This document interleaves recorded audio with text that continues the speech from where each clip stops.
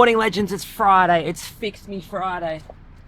Gonna help you fix all of your injuries today. Now, my injury today is a sleep injury because last night at like 8:30, I finished editing my video and then the whole file completely corrupted, meaning that I had to re-edit the video last night until probably like 11:30. But, you know, sometimes you gotta find that dog in you, and life tests your willingness to fully send it. And so today's lesson, above all of the injury stuff, is to find that dog in you. Find that dog!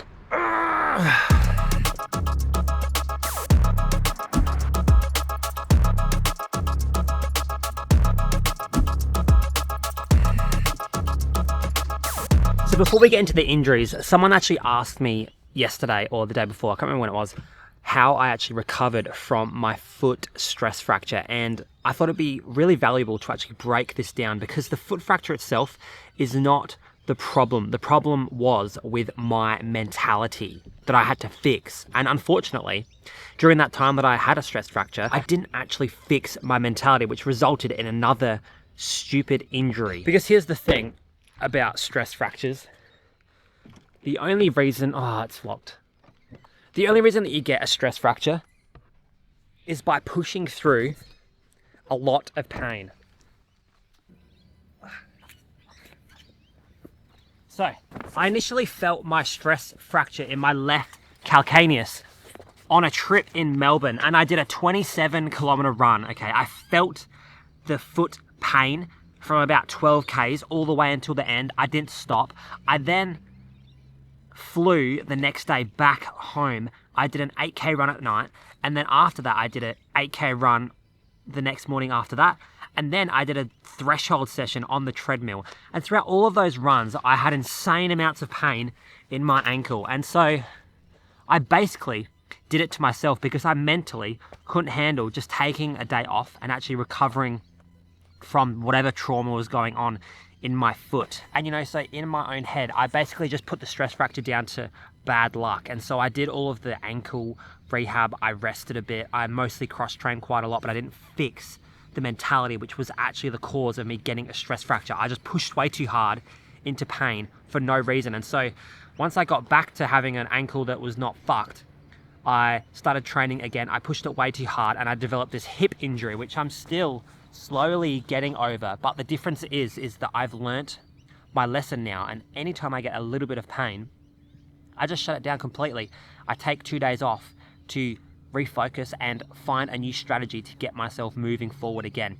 If you've got a stress fracture, you not only have a problem with your foot or wherever it is, you also have a mentality problem, and you need to fix that if you want to actually fix the stress fracture itself. This comes back to the mentality of controlling the controllables, and basically finding an actionable thing that you can do in any situation to become a better person. And unfortunately, when I got my stress fracture, I didn't do that process. But when I had the hip issue, I did. And now I've fundamentally changed the way that I think about running, and there's a massive plane above my head. So basically, long story short, all you have to do is rest for a little bit of time, do some rehab exercises on your foot, you know, some ankle balance stuff, some calf raises within tolerance, and then fix your mentality and never push into a lot of pain ever again. Very simple. Now, when I get home after work, we're gonna cover all of last week's comments that you guys left down there around your injuries and how we can manage them and rehab them and stuff like that. But if you have any injuries and you haven't commented before, let me know in the comments below, and next week I will cover exactly what you need to do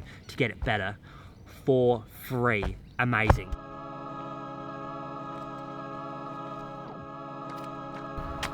Also, like, comment, subscribe, all that fun stuff.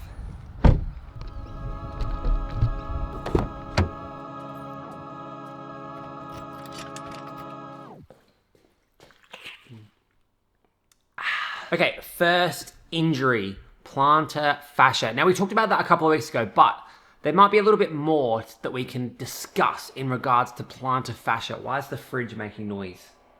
Then the plantar fascia is basically the connective tissue that stores and releases energy inside the foot itself. And so the plantar fascia and the calf work together as this big, you know, kinematic unit. That's a pretty interesting word, kinematic unit, to store and release energy. So if you have a plantar fascia issue, you probably have a slight overload of this connective tissue that is storing and releasing energy when you're running. It's pretty straightforward. Now, what you can do is start to look at what is actually breaking down to cause this tissue to start being painful. The first thing that I always go for is looking at calf strength. Is your calf strength actually kind of shitty? And then we can have a look at the intrinsic foot itself. Like, do you have lots of uncontrolled pronation and things like that on that particular side that's causing this stuff? That's the kind of things that I would look at first. Have a look at the way that you move. But generally speaking, what you're gonna have to do is deload on the running and build back up some residual strength. I've been watching a lot of videos recently about the Ethiopians and all of the interesting drills that they do, but when you actually nut down what's actually going on inside those drills, they're essentially doing really easy low-level plyometrics, and they're just building a massive amount of it throughout the week by doing these drills all the time, and they're not as stressful on the body compared to something like doing really long runs or speed workouts. So what they can actually do is build this really high tissue tolerance just by doing these really easy drills. Maybe you should add in some drills before your runs, or on your rest days or something, just to start to build this nice healthy tissue. That's something that I've been doing recently myself, just adding in drills twice a week. It's been really valuable. Now, what I would also say is that you definitely need to actually look at your footwear outside of running as well as your footwear inside of running. Like, are the shoes that you're wearing giving you this issue? Like, what's the heel cup like? Are you getting some, too much support through that arch of the foot, and it's just not really allowing your arch to do very well? That can be an issue sometimes. Also, the shoes that you're wearing in modern daily life when you're working, like, are they actually supportive? Are they really shit? Are they really bad and you can't actually manage the fact that they're really crappy shoes throughout the day and it's causing some tissue breakdown? It's really hard to say, but that's what I would look at definitely. If you can short-term think, maybe I should wear some nice supportive shoes just to offload this plantar fascia for a short period of time and then start to build up the resilience. That's essentially what I would look at without actually knowing anything about your case. There you go. Injury number 1, fixed.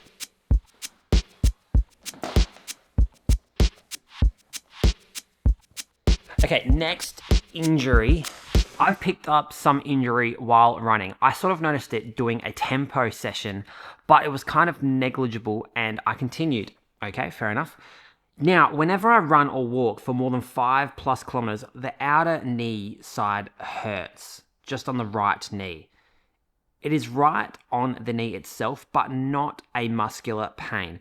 But the pain grows after I stop running, moving. Then, after 2 days, it's fine again. All indicators point to some sort of IT band issue. But I wonder if I should continue running or stop completely.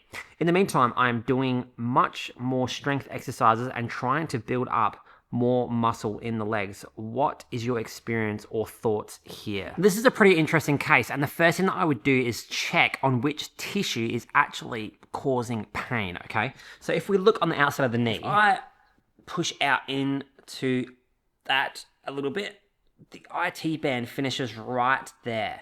And so if it, looks like it's right on the knee, but if you stretch the knee out, it's actually slightly above the knee itself. Now, just below that is the actual knee joint. Can you see how the IT band finishes here, but the knee joint line is right here? I would push on both of those structures to double check if it is actually the knee itself or it is the IT band. It sounds to me like it is the IT band in terms of the characteristics of the way that it's actually hurting, which is a good thing because you don't want to have any internal joint issues. Essentially, if it is the IT band, the tissues are overloaded, and what this tissue actually does is it transfers power from the TFL muscle and the glutes complex together down the outside of the leg to control the knee position. So the first thing that I would be looking at is, why is it working so hard and why is it breaking down when you're running? It's likely that there's some sort of form breakdown or maybe some issues a little bit lower in the body that's resulting in your knee working really, really hard and your hip working really, really hard to maintain that knee tracking. If you can do, say, 25 single leg calf raises all the way down on a step and then all the way up, that's usually a pretty good benchmark to have the right amount of strength to do 5 kilometers of running. And like you said, once you get to about 5Ks, it's starting to get really sore. So if you're baseline strength in your calves is around there, that's really good. Nice one. But like with anything on this channel, you might have to dial back the volume a little bit so that you can fully absorb this strength training. Okay, let's do it. Okay, so we've got a couple of things. We've got a weight, ankle weight, and we have a bum band, booty band, a girl booty band. So we're gonna chuck this one around the knees. Okay, we're gonna come into a quarter squat down like this, okay? We're gonna push the band out so that there's tension in the hips, okay? And then we're gonna take that tension, take a half step out, come back. Take a half step out, come back. Trying to maintain all the tension in the hips. What you can also do is hold the tension in the hips and in the band, take a step back, come back, take a step back, come back. What this essentially is doing is forcing your knees together, and by you resisting the band and pulling out, you're strengthening the hip muscles that are really using the IT band to control your knee position. So you can start to build up the tissue tension and resilience in the connective tissue that makes up the IT band nice and slowly. Another way that you could actually do this really easily is by doing side planks, which I'll show you in the next injury. And just bring this one down. Okay, we're gonna get ourselves in a 50-50 position like that. And do isometric holds by just lifting the heel ever so slightly off the ground. Can you guys see that? Now, if you put your finger on the front of your hip here, you will feel that TFL muscle that attaches into the IT band is absolutely rock hard when you lift that foot up off the ground. Oh, jeez. Now what you can actually do is put your leg on a box as well, and you can go through the all of range. Actually, maybe I'll show you on the couch. So you would get your leg like this and it would hang off, okay? And you can square your hips up so that they're straight out to the side, and you can do full range of motion. Ideally, you know, if you're at the gym, you would have a higher box that you could do this off. Okay?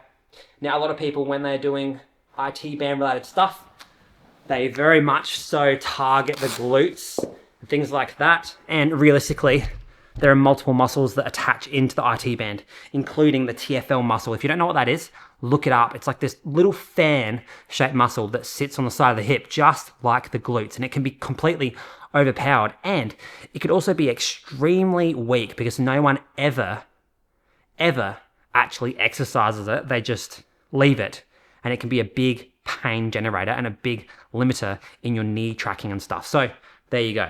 Okay, next question. I have this recurring right knee pain in my kneecap when I do too much mileage. Usually nothing, but if in a week I try to increase my mileage, then the kneecap starts hurting and I need to take rest. Is there any way I can fix this imbalance so that I can increase my mileage? PS, I love the channel. Well, the channel also loves you. Thank you for the support. Now, there could be two different things that could be the issue here. Number one is that you have a patella, which is the kneecap bone, maltracking issue, okay? Sometimes what can happen is it can be pulled in weird directions due to imbalances, maybe a hip strength issue or an adductor strength issue. And so you can start to get some patella-related pain, but it sounds to me more like if it's on the very top, like this, it could be some tendon-related stuff, which, you know, we love tendons on this channel, especially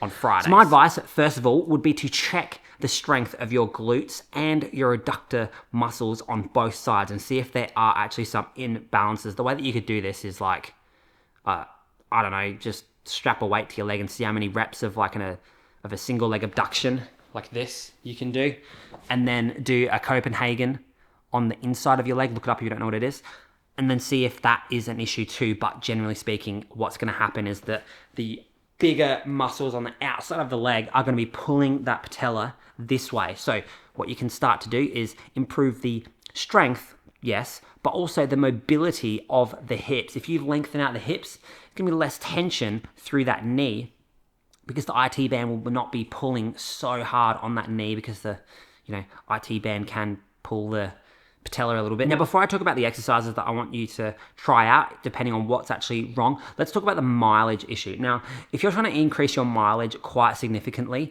it can be really, really hard. This is how I would generally increase my mileage. I would stay at the same amount of load each week, for like 4 to 6 weeks and then have a deload, okay? And then bump it up by the tiniest amount, okay? The thing is, eventually you have to get to a point where your mileage is completely maxed out for your body, okay? So the slowest method to get there is going to be the safest, and it's going to allow you to actually get there without being injured. And so slower is better for me. Stick with a block of 6 weeks where you stay at the same mileage, then have a deload, and then when you're fresh, attack that new mileage, you know, and then see if you can string 6 weeks together with that, and then have a deload, and then maybe do that one again, and then maybe again, and do that for like, you know, 6, 7 months, 8 months, maybe even a year if you have to. If the mileage is not really working for you, then maybe it'll work for you next year, and maybe this year you just continue being consistent, because consistency over time is much better than increasing 10% per week until you eventually get really hurt and then doing 0 running for a couple of months and then starting again just like I do all the time seemingly. Consistency is key, okay? Now, if you do think that it is actually some knee tendon stuff, what we're going to do is we're going to slowly add some isometric holds into the knee. So let's, for example, say that it is this knee, okay? So we're going to start above parallel, okay? I'm going to do wall sits nice and easy with a single leg. I know, it's going to be quite hard. We're going to aim for 3 rounds of 30 to 45 seconds. Once you can do that, we can start to drop the actual height, okay? Until we're getting down quite low. And when we're getting down quite low, then the knee is getting quite strong, which is exactly what we need, okay? And then once we have graduated from them, we can start to do some decline squats, okay? So we get on here, preferably with some weight, but I'm not gonna do it with weight in this demonstration. I'm gonna go on one leg, okay? And we're gonna start to drop down to a quarter squat, come back up. 3 rounds of 8, very, very slow. So go down slow, go up slow, nice and controlled. Tendons like control. Now that is if it is actually a tendon. If you are confused and you're not really sure, go see someone in person to do an in-person assessment, and they might be able to help you a little bit better. But without getting my hands on you, I don't really know what's going on with the description that you've given me. But that is not really your fault. That is just a limitation of modern day YouTube comment sections, okay? If you have any injuries, comment below, let me know, and we'll discuss it next Friday. Take it easy, peace, have a good weekend. I'll see you guys tomorrow.